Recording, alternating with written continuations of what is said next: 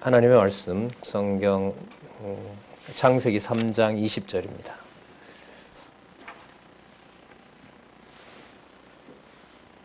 창세기 3장 20절 제가 읽겠습니다. 아담이 그 아내를 하와라 이름하였으니 그는 모든 산자의 어미가 됨이더라. 여호와 하나님이 아담과 그 아내를 위하여 가죽옷을 지어 입히시니라. 21절까지 먼저 살펴봤습니다. 우리 교재는 성경 강론 1권입니다. 69쪽인데요. 먼저 우리 개론 잠시 살펴보고 계속해서 본문을 확인해 가도록 하겠습니다. 우리가 지난 시간에 우리가 가까이는 3장에서부터 3장 1절에서부터 지금 살펴보고 있습니다. 3장에서부터 5장까지는 아담과 아담의 후손들이죠. 그 자손을 보호하시는 내용이 나옵니다. 저 보호는 바로 인류를 만드시고 또 그 인류와 언약을 하신 사건에 근거를 두고 있습니다.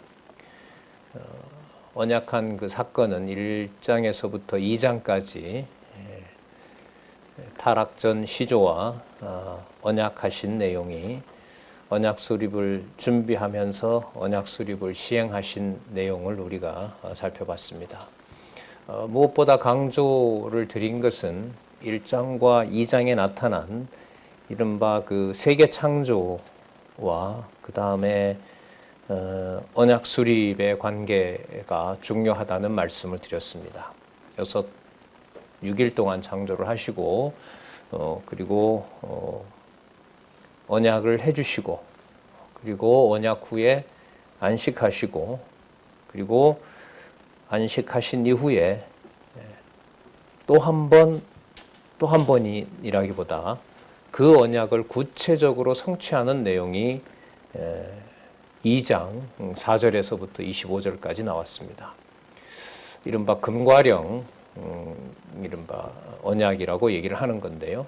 그 내용을 바탕으로 3장에서부터 5장에 바로 제목을 보시면은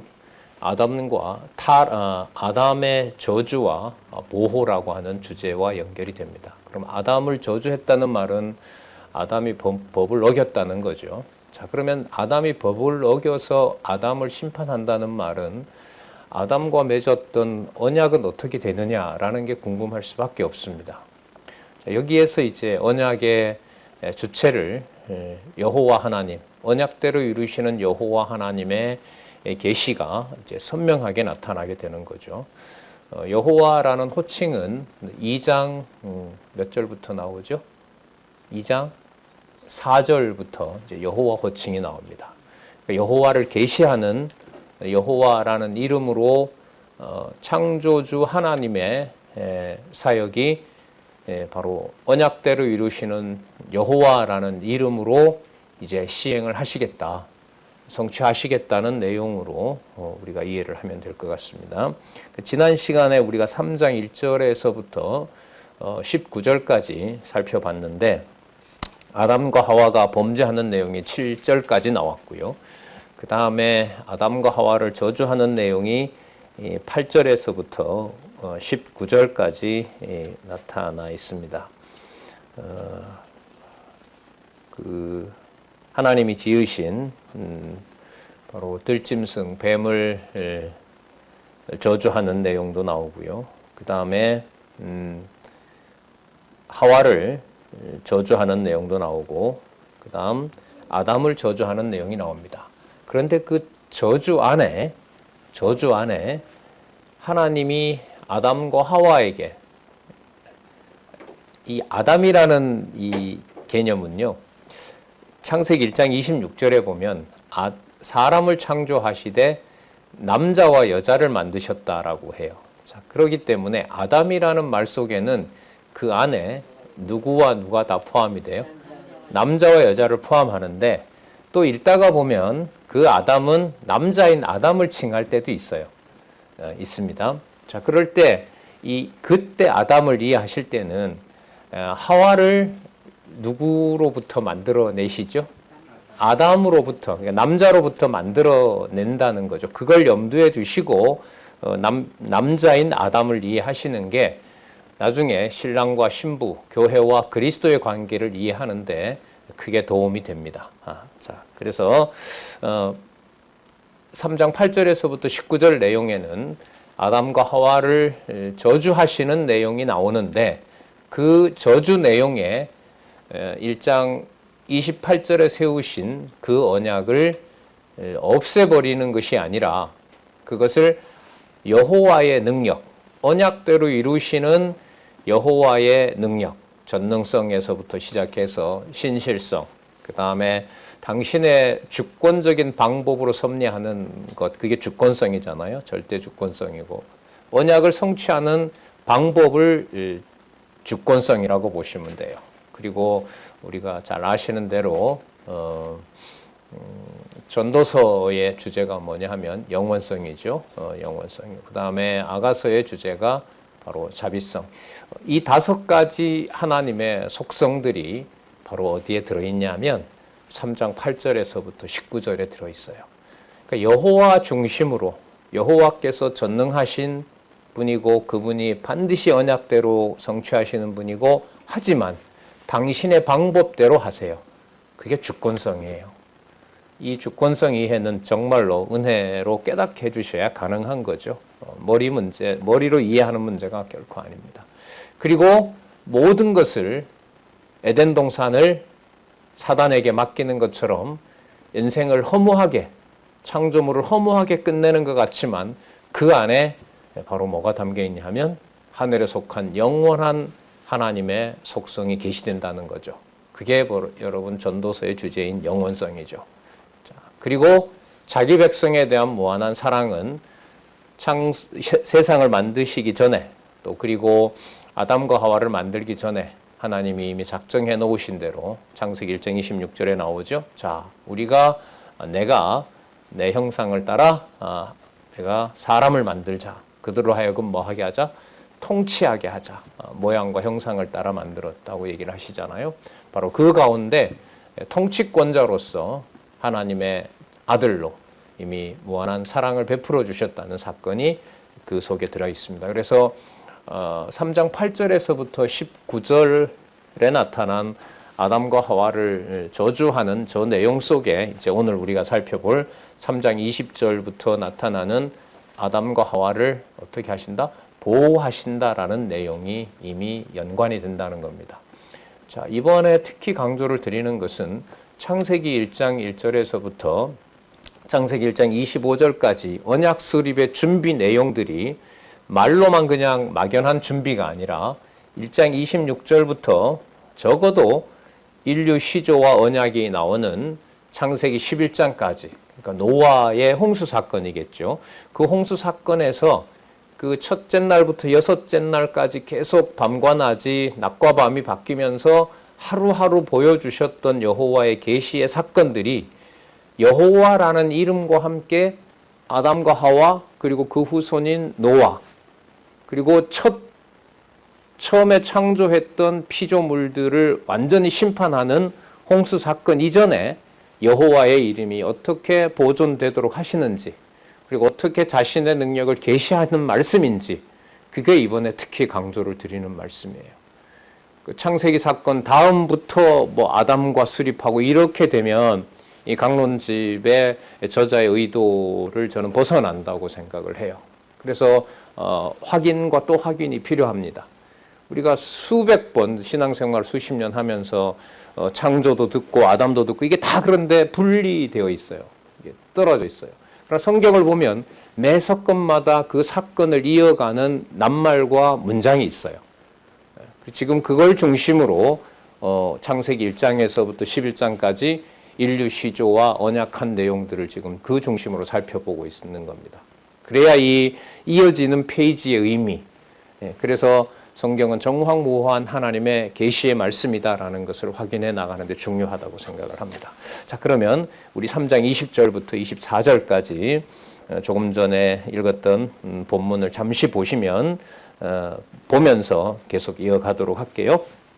자, 3장 20절에서부터 21절 아담과 그가 이름한 하와를 위해 가죽옷을 지어 입히시는 내용이 나오는데 아담이 그 아내를 하와라 이름하였으니 하와라는 말이 여러분 생명이라는 말입니다. 생명. 자, 하와라고 그러죠. 이름하였으니 그는 모든 누구의 어미가 됨이더라? 산자. 그래도 요 산이라는 말이 있죠. 산이라는 말이 생명이라는 말이에요. 예. 자, 아담이 그 아내를 뭐라고 불렀냐면 생명을 가진 어머니다 이렇게 얘기를 한 거죠. 근데 조금 전에 하나님이 하와에게는 어떤 그 저주를 했는지 우리 한번 기억을 한번 해볼까요? 하와에게 어떤 저주를 했어요? 네. 자, 처음에 내린 저주는 뭐냐면 뭐 하는 수고인 거죠? 예. 잉태의 수고인 거예요. 그다음 잉태하는 고통이죠. 그죠? 16절 잉태하는 고통. 그리고 자식을 낳아요. 그 생육 번성이 보장이 돼요. 하지만 뭐가 따라요? 수고가 따라요. 그죠? 잉태의 고통과 그다음에 수고로 자식을 낳는 거죠. 세 번째, 남편을 사모해요. 남편을 사모해요. 자, 그리고 남편은 그 사모함에 대해서 남편은 너를 뭐 한다? 다스린다는 거죠. 이게 여러분 통치 언약과 관련되는 거예요. 그러니까 창세기 1장 26절에 우리가 우리의 형상대로, 새로 번역해서 내 형상대로 하나님의 그 복수를 뛰어넘는 영원성인 거죠. 삼위라는 말로 갖힐 수가 없어요. 영원하신 하나님의 바로 그러한 형상과 모양이 바로 다스리게 하자라고 하셨잖아요. 창세기 1장 26절에. 그리고 2장 28절에 다스리라, 통치하라라는 말씀이 있는데 이게 누구에게 다시 확인이 돼요? 하와에게. 하와가 누구로부터 나왔어요? 아담으로부터 나왔죠. 그러면은 아담으로부터 나왔기 때문에 분리될 수 없는 몸이에요. 그러면 하와로서는 통치 구조로 보면 누구에게 의존해야 되고 누구에게 자기 존재를 확인해야 돼요? 아담에 대해서 확인해야 되는 거죠. 자, 이럴 때 아담은 하나님이 본래 목적이었던 통치하는 행위가 일어나야 되는 거죠. 하와의 사모함과 아담의 그 남자의 무슨 행위가 통치 행위가 일어나야 되는 거죠. 그럼 이 경우로 보면 창세기 1장 26절에서부터 28절까지 내용들을 타락 속에서도 하나님께서 뭐 하시는 거죠? 보존해 오신 거죠. 그래서 제목을 보시면 아담과 자손을 뭐 한다? 보호한다. 그럼 저기 저 보호는 저주와 관련해서 보면은 잘 안 맞아요. 보호하심으로 뭐가 없어야 돼요? 저주가 없어야 돼요. 그러나 하나님은 이미 2장 17절에서 이미 먹는 날에는 뭐 하리라? 죽으리라고 하신 거죠. 여러분 이게 여기에서 이걸 논리적으로 설명해 간다는 게 여호와의 언약과 성취라는 구조가 아니면 도저히 설명을 할 수가 없어요. 우리 입장에서 설명을 하려면 뭐밖에 없느냐? 우리에게 자율권을 줬고 우리가 뭐 했으니까? 범죄했으므로 하나님이 심판했고 비로소 3장에서부터 뱀의 머리를 상하게 한다는 은혜가 지금부터 시작이 된다. 이런 구속사의 해석이 시작되는 거예요. 그래서 전통신학은 하나님의 은혜는 성경에서 몇 장부터 시작하냐면 3장 뱀의 머리를 상하게 한다는 그 구절부터 시작합니다. 그래서 2장이 행위 언약이고 행위 언약 다음에 은혜 언약이고 인간이 범죄했고 하나님이 구원자를 보내시겠다. 이게 구조였던 거죠. 여러분 우리가 창세기 1장에서부터 지금까지 살펴본 내용을 지금 이러한 인간이 했기 때문에 하나님이 구원자를 보낸다라는 것으로 설명이 되거나 이해가 되거나 연결이 될까요? 안 될까요? 절대로 되질 않습니다. 그래서 무엇보다도 우리가 복음을 전할 때 다른 어떤 방법도 중요하지만 성경의 순서를 그대로 여러분들과 제가 머릿속에 어느 정도 가지고 있고 그 본문의 핵심적인 내용을 여호와 계시 사건으로 절대진리 하나님의 말씀으로 소개하는 것이 유익하지 않나 이런 생각이 듭니다. 많은 사람들이 아니죠. 어떻게 보면 신학계가 전통 신학이 칼빈부터 시작해서 이른바 개혁 신학이라는 이 전통 속에서 창세기 1장에서부터 2장과 3장의 아담과 하와의 저주와 그 저주 안에 있는 하나님의 계시 사건이라는 것을 전달하지 못했던 것이 이제까지의 결함이었던 거죠. 자, 그렇기 때문에 지금 보호라는 의미를 아담과 하와를 보호했다는 것은 본문 텍스트의 내용인 거고요. 근본적으로는 언약을 수립하신 누구의 이름이 이어지도록 하신다? 여호와의 이름이 보존되도록 하시는 것이다. 이게 본질적인 거고요. 그 보존하시는, 보호하시는 방법이 여호와의 뭐라 그랬습니까? 주권성이라 그랬죠. 그래서 이게 주권성이 드러나는 겁니다. 여러분 주권성과 관련된 잠언 성경 개론의 요절이 있죠. 악인도 악한 날에 쓴다. 바로 연결이 되는 거예요. 악인도 악한 날에 쓴다는 것이 여호와의, 자, 연결을 좀 하면 여호와의 이름을 보존하시는 여호와의 자신의 주권성 계시가 되는 거예요. 그럼 그 주권성 속에는 바로 신실하신 언약대로 이루시는 여호와의 의미가 그 속에 잘 담겨져 있는 거죠. 자, 그러면 여자는 남편을 사모하고 남편은 너를 다스린다라고 하는 바로 글쎄 이쯤 되면 이제 이걸 단지 저주다라고 할 수가 있어요, 없어요? 없죠. 저주라고 할 수가 없는 거예요. 그러면 저기 아담의 저주와 보호라고 했을 때 저 저주 내용을 뒤에 있는 보호라는 말과 떼서 설명을 할 수 있을까요, 없어요? 없어요. 그 마음을 이해를 해갈 때는 와자를 빼고 저주에다가 그냥 이렇게 있는 말이죠. 대시를 이렇게 그어놓고 저주 안에 저주를 통해서 하나님은 보호하신다. 당신이 수립한 언약을 보호하신다. 언약대로 이루시는 여호와이시다. 이렇게 이해하는 것이 도움이 되리라고 봅니다. 자, 그래서 여러분 3장 20절에 보면 자, 중요하죠. 남편은 너를 뭐 한다? 다스리라고 얘기를 했어요. 다스릴 것이다라고 얘기했어요. 다스린다라는 말은 하나님께서 여호와께서 수립해 놓은 그 언약이 반드시 뭐 된다? 성취된다. 자신의 이름은 반드시 이어지게 된다. 계시 사건은 멈추지 않는다. 이런 말이 되는 거죠. 그래서 3장 20절이 아담이 머리가 좋아서 산자의 어미라고 하와에게 명칭을 부여한 게 아니에요. 산자의 어미다라고 했을 때는 그 살았다라고 하는 것이 여러분 생명과 관계가 되는 거죠. 살았다라는 건 아까 하와라는 말이 무슨 뜻이라 그랬어요? 생명이라는 말이었거든요. 그러면 아담에게 여호와께서 하와에게 내리는 저주를 보고 아담에게 깨닫게 한 거죠. 내 몸에서 나온 하와에게 하나님은 그 언약을 취소했다, 보존하고 계신다? 보존하고 계신다. 그럼 하와라고 명칭을 하면서 생명이라고 지칭했을 때는 그 생명을 하와와 자기 내에 있는 생명을 볼까요? 생명의 원천이시고 첫날 빛을 만드신 빛이 있으라고 하신 참 생명인, 영원한 생명인 여호와의 계시에다가 맞춰서 이해해야 될까요? 후자에 맞춰야 돼요. 후자에 맞춰야 돼요. 저는 이게 처음에 좀 어려웠어요. 어려웠던 이유가 분명히 지금 이 분위기가 아담이 아까 뭐 했냐면 핑계 댔잖아요. 너 왜 먹었냐 그랬더니 그냥 여자가 아니고 하나님이 나와 함께 하게 하신 저 여자가 줌으로 이랬거든요.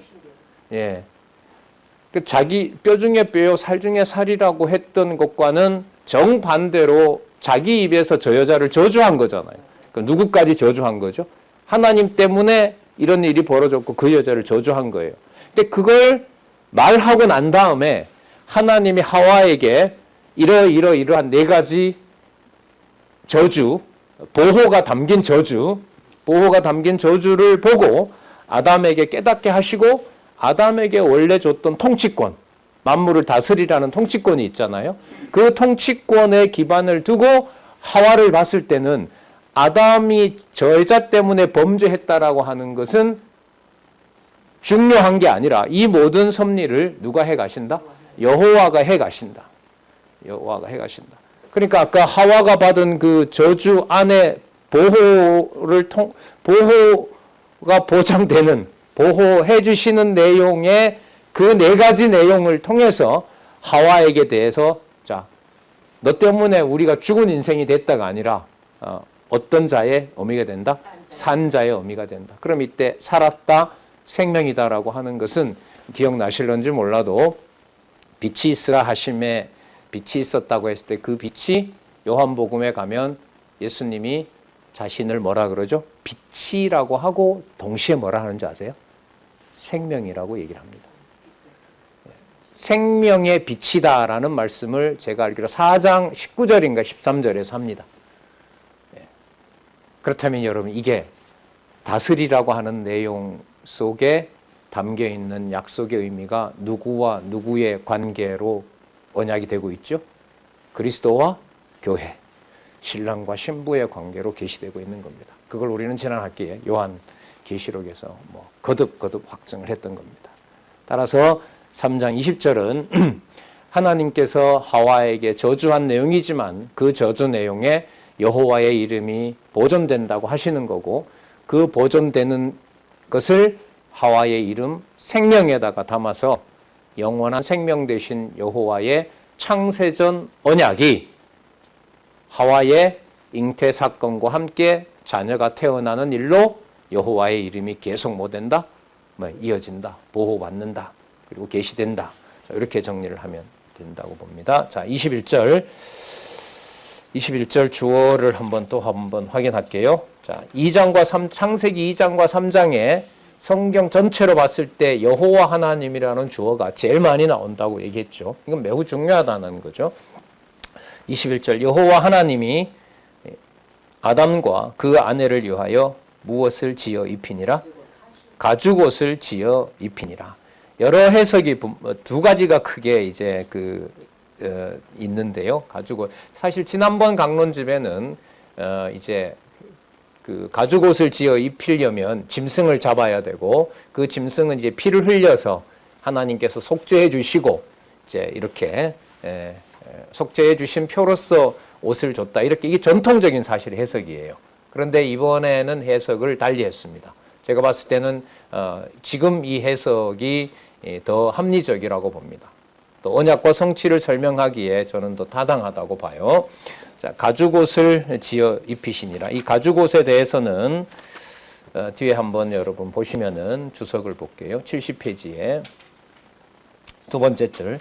여호와께서는 저주가 덮인 땅으로 추방된 아담과 하와를 뭐하기 위해? 보호하기 위해 육체의 옷을 입히신 것으로 이해된다. 자, 입히신 것으로 이해된다. 더 연구해 보셔도 됩니다. 이런 겁니다. 자, 창세기 6장 3절, 그 다음에 욥 19장 26절. 다시 말하면 아담과 하와가 타락을 했음에도 뭐해서? 보호해서. 보호해서. 그러니까 제목을 양쪽 괄호에다가 아담과 하와를 보호함이라고 달고요. 이 저자는 그 본문에 와서 그 구체적인 성경 본문에서 이 보호라는 개념을 확증을 합니다. 그러니까 성경 본문에 근거한 개론 구조입니다. 그리고 최상위의 주제는 잘 아시는 대로 성경은 누구 계시다? 여호와 계시다. 자, 이렇게 이제 안내하기 위해서 이런 설명도 해가고 있는 겁니다. 보호해서 그들과의 언약에 따른 성취 섭리를 하시려고. 그들과의 언약이 어떤 언약이었어요? 창세기 1장 26절. 내가 내 형상을 따라, 형상과 모양을 따라 사람을 만들고 그들로 하여금 뭐하게 하자? 다스리게 하자. 다스리게 하자. 그 에덴 동산에서 타락함으로써 모든 통치권을 상실했는데 상실했다고 전부 저주해버리고 그냥 죽여버린다면은 여호와 하나님의 창세기 1장 26절에 언약하신 내용은 성취될 수가 없는 거죠. 여호와라는 이름도 사라지는 거고, 자, 그걸 이제 염두에 두고 그들과의 언약에 따른 성취 섭리를 하시려고 육체의 옷을 입혀주신 것이다. 이는 장차 말씀이 육신이 되어 우리 가운데 거하실 메시아에 대한 예표적인 섭리이기도 하다. 요한복음 1장 14절. 자, 육의 몸을 입고 이 땅에 오실 그리스도에 대한 예표인 거죠. 자, 그럼 여기에서 가죽옷을 지어 입히시니라라고 하는 것은 여호와 하나님께서 하셨고, 바로 이 가죽옷을 입힌 이 사건이 여러분 아담에게는 저주한 내용, 일단 저주 내용에 보면 어디로 돌아간다 그랬죠? 너희들의 몸은 어디로 돌아간다? 흙으로 돌아간다 그랬잖아요. 여러분, 흙, 땅은 단순한 차원이에요. 언약수립 준비 내용에 보면 적어도 세 단계의 차원이 서로 다른 게 있어요. 후자죠. 예, 천지와 창세전에 새하늘과 새 땅 지와, 그 다음에 궁창 아랫물에 있는 지와, 그리고 또 거기에서 에덴 동산의 지와, 또 타락한 지와, 그리고 지금 가죽옷이에요. 가죽옷은 여러분 어디로 돌아가죠? 모습은? 이 가죽은 어디로 돌아가요? 흙으로 돌아가죠. 그러니까 이게 또 다섯 번째 흙이 되는 거죠. 그런데 이 흙이 흙으로 돌아갈 이 몸을 누가 입으셨어요? 메시아가 입었어요. 그럼 메시아가 입었으면 그 흙으로 돌아갈 몸 안에 뭐가 담겨 있냐 하면 생명이 담겨 있어요. 근데 그 생명이 아까 누구에게 약속한 거예요? 하와에게 약속한 거예요. 그럼 그 하와를 그리스도가 나왔으니까 그리스도를 신랑으로 보면 그 하와는 신부가 되고 그리스도가 교회의 머리가 되고 하와는 그리스도의 지체가 되고 몸이 되는 거죠.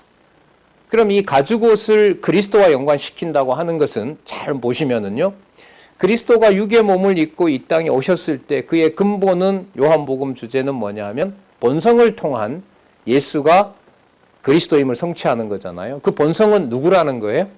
요한복음 1장 1절에 보면 그는 하나님이세요. 세상을 만드신 창조주이신 거죠. 그가 바로 통치자이신 거예요.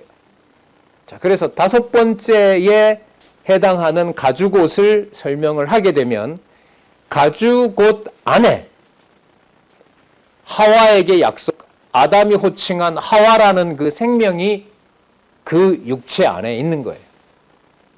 안에 있다라는 말도 좀 만족스럽진 않아요. 왜냐하면 육이 생명을 보호하는 건 아니거든요. 맞잖아요. 가죽옷이 생명을 보호해요? 아니면 생명력이 가죽옷을 보호를 해요? 그러니까 논리적으로 보면 우리 안에 든 생명, 여호와 하나님의 언약하신 또 그리스도의 그 생명이 우리를 보호하게 되는 거죠.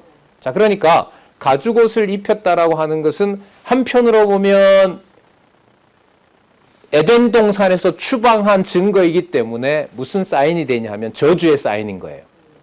하지만 하와라는 이름에 부여한 생명으로 보면 그 저주인 가죽 안에 뭐가 든 거예요? 생명이 든 거죠. 그 생명은 뭐와 직결되냐 하면 이 아까 나타났던 문장의 주어인 여호와 하나님이라는 호칭에 맞춰져 있고, 그 이름으로 예수라는 이름이 여호와는 구원이시다라는 의미잖아요. 장차 오실, 여기 있는 대로 육신에 대어 우리 가운데 거하실 메시아에 대한 예표적인 섭리이기도 하다. 그래서 제가 여러분 아까 우리 순서대로 살펴봤었잖아요. 에덴 동산에서 타락한 몸과 그 몸을 다시 뭐라고 불렀어요? 생명이 있다라고 불렀고, 하나님이 뭘 만들어줬어요? 가죽옷을 지어 입혔어요. 그래서 저는 이 해석이 전통적으로 보면 하나님이 이제부터 이제 양을 잡아서 속죄해주고 가죽옷을 입혀서 지금부터 구원해줄 것이다. 그 말은 3장에서부터 은혜 언약이 시작된다는 거기 때문에 전통적으로 그렇게 설명을 했어요. 지난번 강원집도 그렇게 봤어요. 하지만 가죽옷을 그냥 설명하는 것이 아니라 이 가죽옷은 흙으로 만든 거 아니에요. 그죠? 흙이지만 또 다른 흙이에요. 이 흙은, 이 가죽은. 아담은 본래 여러분 저주받지 않은 흙으로 만들었잖아요. 저주받지 않았다는 말은 누가 통치하지 않는 거예요? 사단이 통치하지 않는 거예요. 하지만 타락 이후는 사단이 뭐로 다닌다 그랬어요? 배로 다닌다 그랬죠. 그리고 뭘 먹고 산다? 흙을 먹고 산다. 그럼 흙을 먹고 산다는 말은 우리의 가죽을 누가 주관한다는 말이에요? 사단이 주관한다는 말이에요. 사단이 주관하는데 하와에게 내린 저주가 하나님 여호와의 언약에 담겨 있고 아담이 그 여자, 타락한 그 여자를 뭐라고 칭해 버려요? 하와라고 칭하면서 거기에 어떤 의미가 보존되는 거죠? 생명이 보존되는 거예요. 그러면 우리가 입고 있는 이 가죽은, 그리스도가 입으신 그 육은 십자가 사건에서도 보이는 것처럼 누구에게 맡겨요? 사단에게 맡기죠. 에덴 동산에서 그 육을, 아담과 하와의 육을 누구에게 맡긴 것처럼, 사단에게 준 것처럼. 하지만 그 육 안에, 가죽옷 안에, 흙으로 돌아갈 그 가죽 안에 하와의 이름을 통해서 누구의 생명이 보호받는다? 여호와의 생명. 여호와가 주신 생명, 그 통치 언약이, 생명을 보존하시겠다는 그 통치 언약이 바로 이 육의 몸 안에 있는 거죠. 그러면 아까 5가지 차원이었어요. 흙의 의미가, 땅의 의미가. 자, 그러면 창세기 1장 2절에 나오는 지에서부터 시작해서 1장 1절에 나오는 지에서부터 시작해서 육의 몸으로 돌아갈 가죽옷 안에 무엇이 담겨 있다? 생명이 담겨 있다고 하니까 흙이라는 낱말만 보더라도 창세기에서부터 우리 지금 3장 보고 있는데 3장까지 오는 내용들이 흙이라는 낱말만 보더라도 성경 본문을 떼면 된다, 안 된다? 안 된다는 거죠. 여호와 계시를 설명하기 위해서는 반드시 확인을 거듭해야 되는 거예요.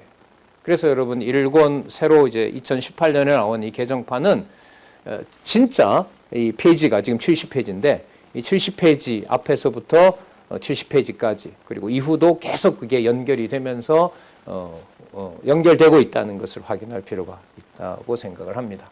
중요한 내용이라고 봐요. 자, 그 다음 단락에 보시면 레위기 39장이 나오고요. 제사장에게 옷 입힌 사건, 그리고 고린도후서 5장 4절. 자, 두 번째 단락, 네 번째 줄. 이 장막에 있는 우리가 짐진 것 같이 탄식하는 벗고자 함이 아니요 오직 덧입고자 함이니. 여기 보세요. 죽을 것이 어디에 삼킴 받는다? 생명에게 삼킴 받는데 이 생명의 어원이 누구라고요? 하와. 누가 칭해버린? 아담이 칭해버렸어요. 아담이 산자의 어미라고 한 거죠. 그래, 아담이 산자의 어미라고 한 것은요, 아담을 사모하게 되고 너를 다스릴 것이다라고 약속했던 내용이 아담의 입을 통해서 하와, 그 여자를 뭐라고 호칭한 데서? 하와라고 호칭한 데서 여러분 통치 언약이 이루어진 거예요. 그 통치 언약의 결과가 바로 뭐냐면 여호와 하나님께서 모든 것을 다 지으시고 안식하신 것처럼 통치 언약을 아담을 통해서 이루시고 난 다음에 그 증거로 무엇을 지어 입히셨다? 가죽옷을 지어 입히셨다. 예. 그래서 반드시 창세기 1장에서부터 지금까지 내용들은 떨어질 수가 없다. 딱만 얘기해도 그렇다라는 거. 자, 생명에 삼킴 받은 것이다라고 했는데 이 생명과 관련된 것이 바로 하와와 관련된다는 거. 그리스도와 교회의 관계로 설명이 된다는 거죠. 그 이후에 설명을 더 하고 있어요. 한 번 더 읽어볼게요. 이는 여호와 하나님께서, 여기 보세요.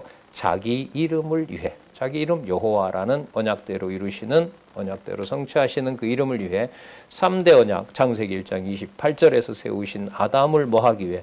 보호하시기 위해 저주받은 세상에 사는 동안 육체를 입게 하셨다가, 자, 육체를 입게 하셨다가 신령한 몸을 덧입게 하시려는 것이다. 그 신령한 몸의 실체는 우리가 계시록을 통해서 살펴봤습니다. 따라서 마지막 아담 메시아의 대속으로 택함 받은 자들에게, 자, 여기 나와요.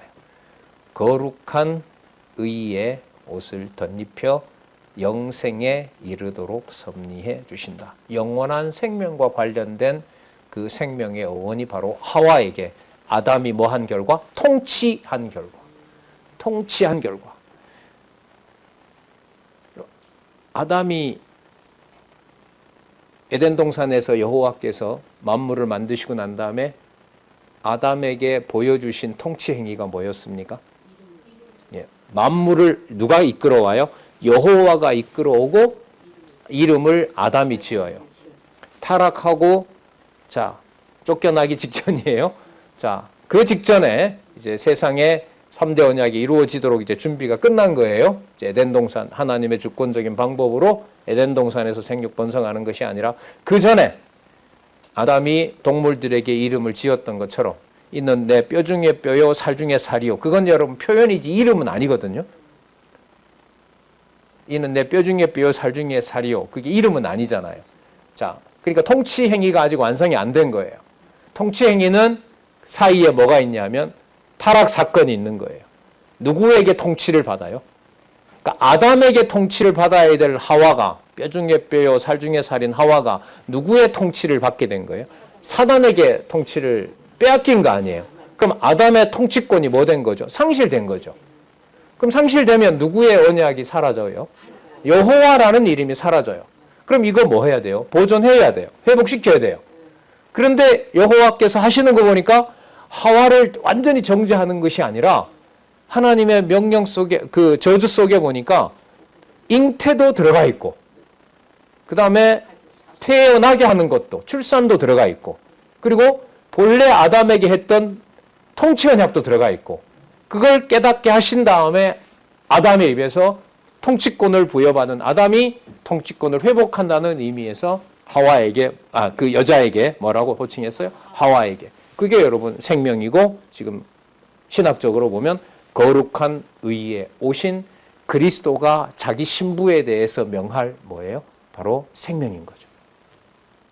그래서 여러분 이 거룩한 옷이 옷을 그리스도로 설명을 합니다.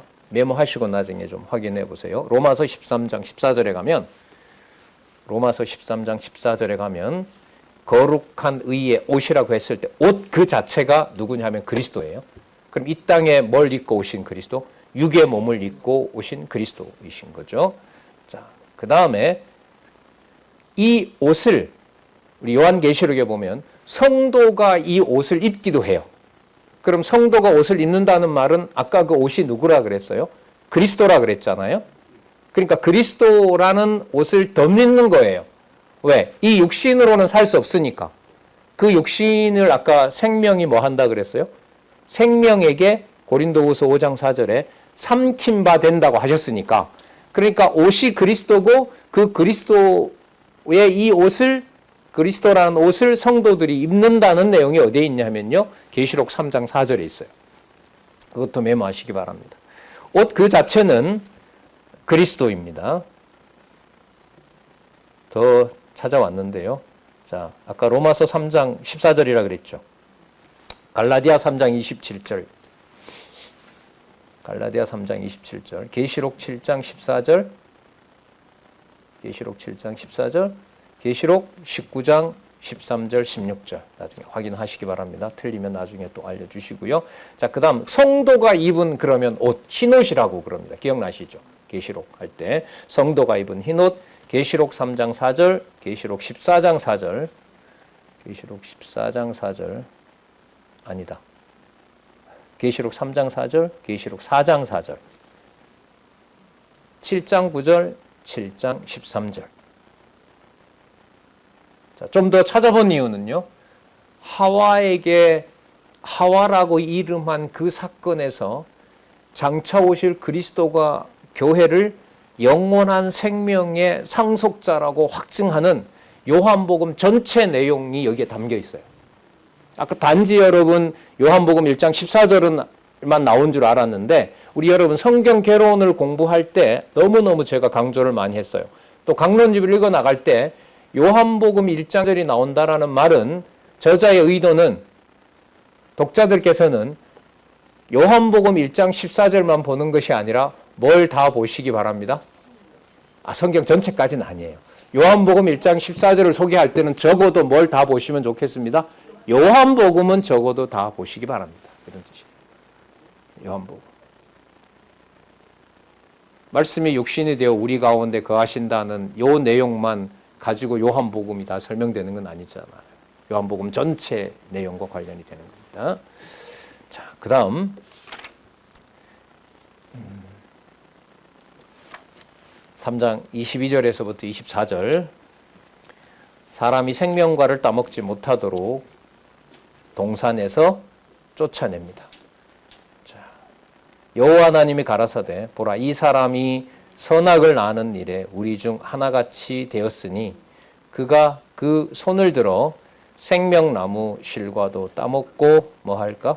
영생할까 하노라 하시고 자 23절 여호와 하나님이 에덴 동산에서 그 사람을 내어 보내어 그의 근본된 뭘 갈게 하시니 토지를 갈게 하시니 자 토지를 갈게 하시니 여러분 이거 아담에게 여러분 저주로 했던 내용이 성취되는 거예요.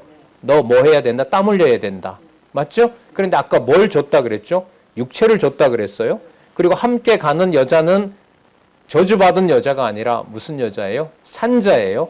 생명을 가지고 있는 여자고 하나님의 영원한 생명을 보여줄 여자인 거예요. 자, 염두에 두시고요. 근본된 토지를 갈게 하시니라.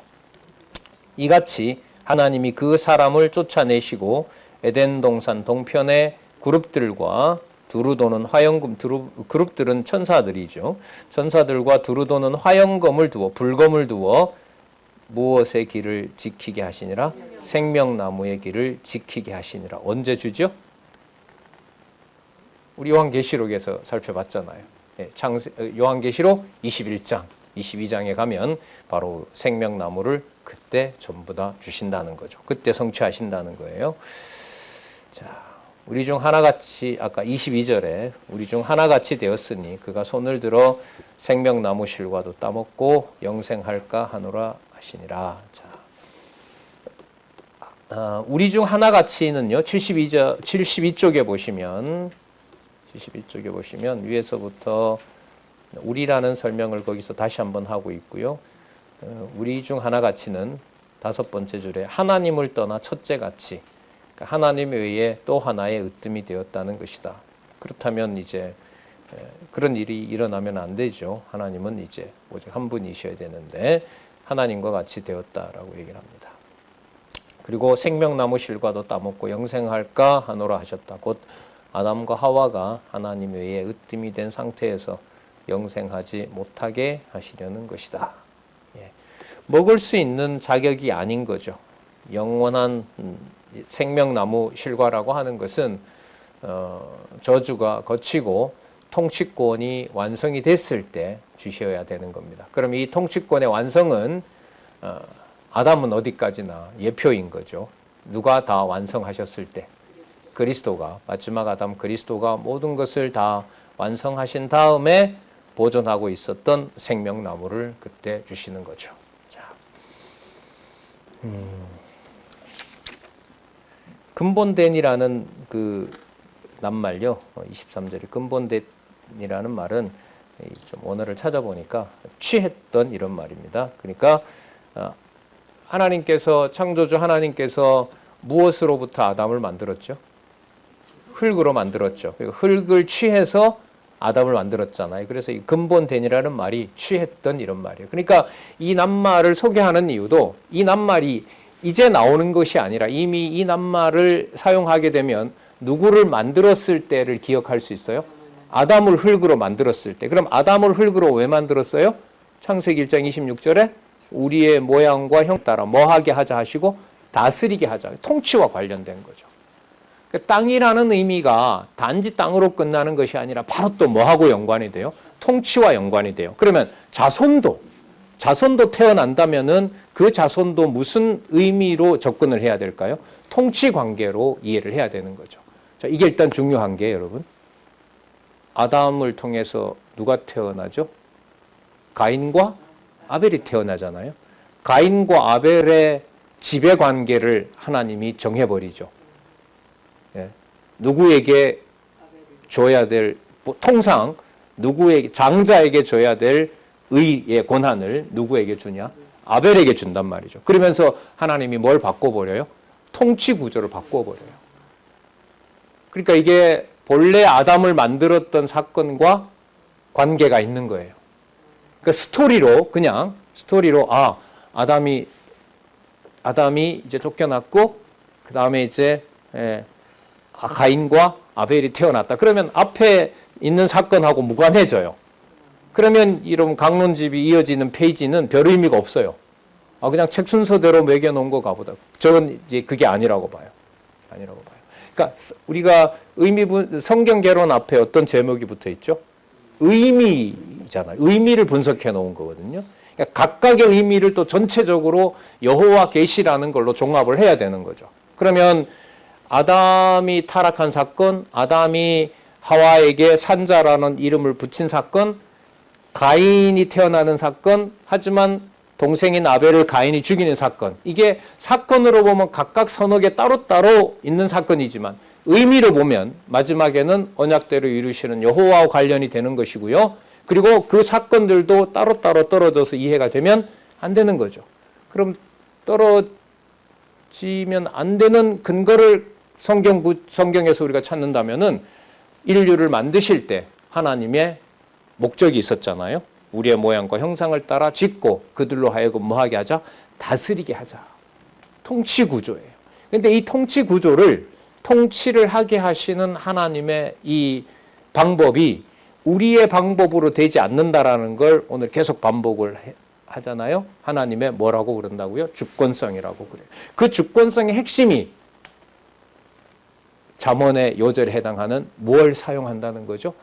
악을 사용해서 악한 날에 하나님이 도구로 쓴다는 거예요. 이건 사람의 어떤 이해와 감정으로 받아들일 수 없어요. 절대로 받아들일 수가 없어요. 따라서 언약대로 성취하시는 여호와가 믿어진다는 것을 주권성과 생각을 하게 되면 생각과 판단이라는 걸 다 내려놓을 수밖에 없어요. 그게 믿어지는 것은, 믿어지게 하는 것은 전적으로 은혜다라는 거죠. 네. 그래서 여러분 생명나무 실과 그 다음에 영생 중요한 개념들 다 나와 있습니다. 그리고 토지를 갈게 한다는 것. 그러면 토지를 갈게 한다는 것은 생명나무와 무관한 걸까요? 관계가 있는 걸까요? 접근은 할 수 없게 했어요. 맞죠? 접근은 할 수 없게 했어요. 하지만 아까 하와에게 뭐라고 했다 그랬죠? 하와의 이름이 생명이라고 얘기했죠. 그러면 생명나무와 관계가 있어야 돼요? 없어야 돼요? 있어야겠죠. 그럼 이 생명나무를 관계가 있다는 말은 주신다는 거잖아요.